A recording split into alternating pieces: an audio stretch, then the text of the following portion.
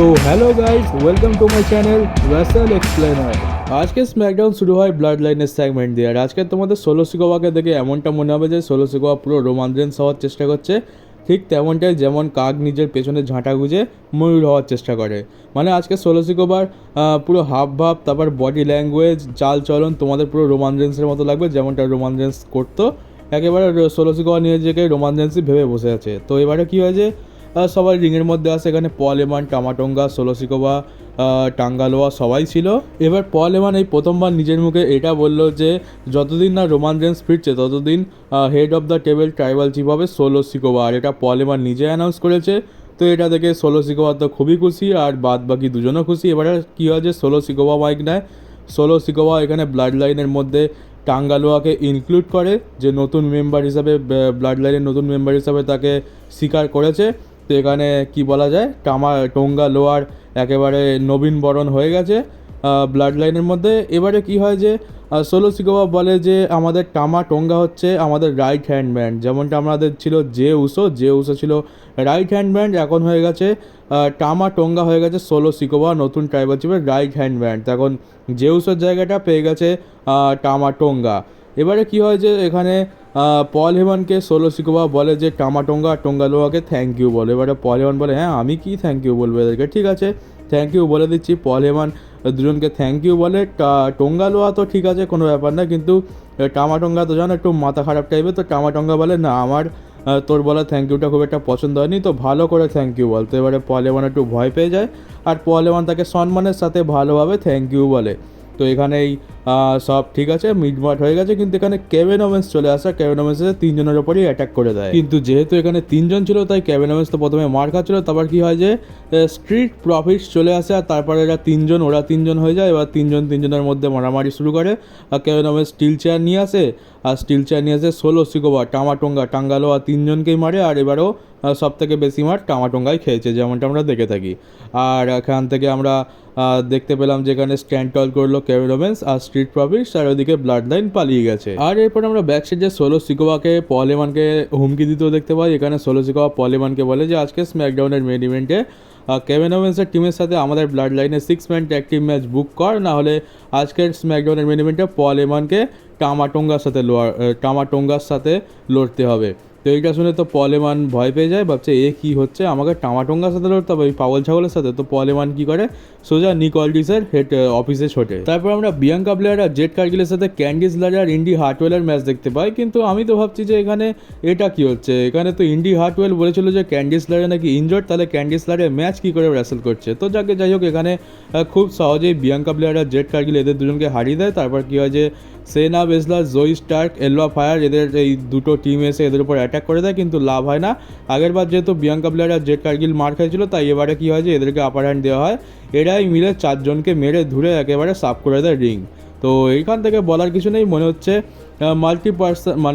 Multi tag team match দেখতে পাবো আমরা এই চ্যাম্পিয়নশিপের জন্য। হয়তো এটা একটা পেটাল 4-ওয়ে ট্যাগ টিম ম্যাচ হবে ট্যাগ টিম চ্যাম্পিয়নশিপের জন্য, যেটার জন্য কেউই ইন্টারেস্টেড নয়। এরপর আমরা জনি গার্গানো আর গ্রেসান ওয়ালারের মধ্যে ম্যাচ দেখতে পাচ্ছি। আর তোমরা দেখতে পাচ্ছ যে এই যে স্পটটা এখানে ফটোতে দেখতে পাচ্ছ, এখানে একটা বস হয়ে গেছে।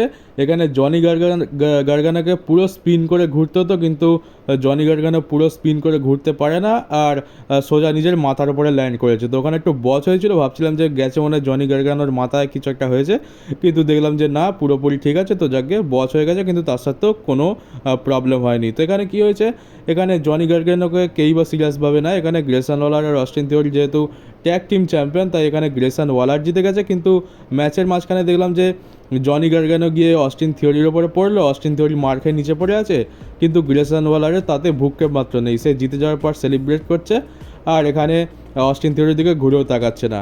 তো যেটা বলেছিলাম যে অস্টিন থিওরির ফেস টার্ন হবে, এরা দুজন আলাদা হয়ে যাবে, আর তার ফলে এরা ট্যাগ টিম চ্যাম্পিয়নশিপ হারবে।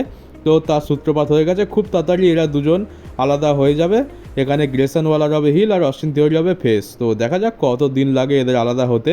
আর একটা জিনিস নোটিস করলাম যে এইখানে স্ম্যাকডাউনে আমরা প্রাইম ড্রিঙ্কের স্পন্সর দেখতে পাচ্ছি। অ্যাডভার্টাইজেও প্রাইম ড্রিঙ্কের স্পন্সর আছে রিং সাইডে, আবার রিংয়ের মাঝখানেও প্রাইম ড্রিঙ্কের বোতলের লোগোটা আছে, আবার রিং সাইডে প্রাইম ড্রিঙ্কের একটা বড় বোতল আছে। এটা তো প্রিমিয়াম লাইভ ইভেন্টে হওয়ার কথা, কিন্তু স্ম্যাকডাউনে কেন হচ্ছে এটা আমি বুঝতে পারছি না। এবার কি তাহলে আমরা প্রত্যেকটা র স্ম্যাকডাউনে প্রাইম ড্রিঙ্কের স্পন্সর দেখতে পাবো? ঠিক আছে, কি আর করা যাবে, এই স্ম্যাকডাউনে এটা দেখে একটু আজব লাগলো। এবার যদি পরের সপ্তাহে রতেও আমরা দেখতে পাই যে এখানে প্রাইম রিংয়ের স্পন্সার দেওয়া রয়েছে, রিংয়ের মাঝখানে পুরো বোতল ছাপিয়ে দেওয়া আছে, তাহলে বুঝতে হবে যে এবার থেকে আমরা প্রত্যেকটা র আর স্ম্যাকডাউনেও দেখতে পাবো প্রাইম ড্রিঙ্কের স্পন্সার। তাও তো ভালো বলতে হয় যে ওই কালারফুল লাল নীল সবুজ হলুদ বোতল এবারে নেই, ব্ল্যাক অ্যান্ড হোয়াইট করে দিয়েছে। তো ব্ল্যাক অ্যান্ড হোয়াইট করে দিয়েছে তাই চোখে লাগছে না, নাহলে লোগান পল প্রথমবার যখন লোগোটা রিভিল করেছিল তখন তো নীল লাল পুরো বোতল ছিল, যেটা দেখতে খুবই খারাপ লাগছে। তো দেখা যাক, পরের সপ্তাহে রয়ের জন্য ওয়েট করা যাক, বা কোনো নিউজ আসলে তো তোমরা আমার চ্যানেলে আপডেট পেয়েই যাবে। তো আসা যাক পরের যে ম্যাচটা হয়েছে তার উপরে। তো এরপর আমরা কোডি রোডসকে দেখতে পাই। তো কোডি রোডসের এখানে সেগমেন্টটা বেশ ভালো ছিল, কারণ বলবো যে কোডি রোডসকে একটু কিছুটা চেঞ্জ করা হয়েছে, একটু অ্যাগ্রেশন দেখানো হয়েছে ওর মধ্যে। আগে যেমন একেবারে শান্তশিষ্ট ছিল সেরকম কোডি রোডস আর নেই, এখন একটু একটু কী অ্যাগ্রেসিভ নেচারটা তার মধ্যে এসছে। তো আমরা এর আগে ব্যাক স্টেজে দেখতে পেলাম যে কোডি রোডস নিক অল্ডিসকে গিয়ে খালি বলছে এজে স্টাইলস কোথায়, সে এজে স্টাইলসকে খুঁজে বেড়াচ্ছে, কিন্তু সিকিউরিটির যে লোকরা আছে বারবার তাকে আটকে নিচ্ছে। তো এইটা তো খুবই বিরক্তিকর জিনিস। প্রত্যেকবার আমরা দেখতে পাই যে মারামারি হবে, হাড় ফাড় ভাঙবে, দেখে মজা লাগবে, কিন্তু না, সিকিউরিটির লোকগুলো এসে মাঝখানে টপকে যায়। তো এবারে কোডি রোডস রিংয়ের মধ্যে এসে এজে স্টাইলসকে কল আউট করে, এজে স্টাইলসে চলে আসে, তোমাদের ঠিক ট্রিপল এইচ বাটিস্টা এরকম ফিল দেবে, কারণ এজে স্টাইলস এখানে এসে সেই বাটিস্টার মতো বলছে যে give me what I want, give me what I want. তো বাটিস্টার ডায়লগ এখানে এজে স্টাইলস বলছে। এবার এজে স্টাইলস মানে এজে স্টাইলস না, কোডি রোডস এজে স্টাইলসকে বলে দেয় যে ঠিক আছে, ক্ল্যাশ অ্যাট দ্য কাস্টেলে তোর সাথে আমার ম্যাচ হবে, কিন্তু সেটা হবে একটা আই কুইট ম্যাচ। তো তার মানে ওখানে যে আই কুইট বলে দেবে সে তো চলে যাবে। আর আমার মনে হয় এজে স্টাইলসের এবার লম্বা ব্রেক হতে চলেছে, কারণ কোডি রোডস তো কোনোভাবে হারবে না। আর নিক অল্ডিস কী করেছে, সিকিউরিটি নিয়ে একেবারে ওদের দুজনের মাঝখানে দাঁড়িয়ে আছে, এজে স্টাইলস র্যাম্পে দাঁড়িয়ে আছে, কোডি রোডস রিংয়ের মধ্যে আছে। এবারে নিক অল্ডিস কী করে, ট্রিপল এইচের মতো থামস আপটা নিচু করেছিল, এবার বুড়ো আঙুলটা ওপরে করে দেয়, যেমন ট্রিপল এইচ সেই কখন র্যান্ডি অর্টনের সামনে যেটা করেছিল, যে বাটিস্টা ওরা সবাই র্যান্ডি অর্টনকে কাঁধে তুলেছিল, এবার ট্রিপল এইচ থামস আপটা ওপরে ছিল নিচে করে দিয়েছে, এবার নিক অল্ডিস কী করেছে, নিচ থেকে ওপরে করেছে। তো একটু ট্রিপল এইচ আর বাটিস্টার ফিল দিয়েছে এখানে। তো এখানে এখন এই ম্যাচটা অফিসিয়াল হয়ে গেছে। এবার কী করেছে, কোডি রোডস রেগে গিয়ে এজে স্টাইলসকে মারতে চলে যায়।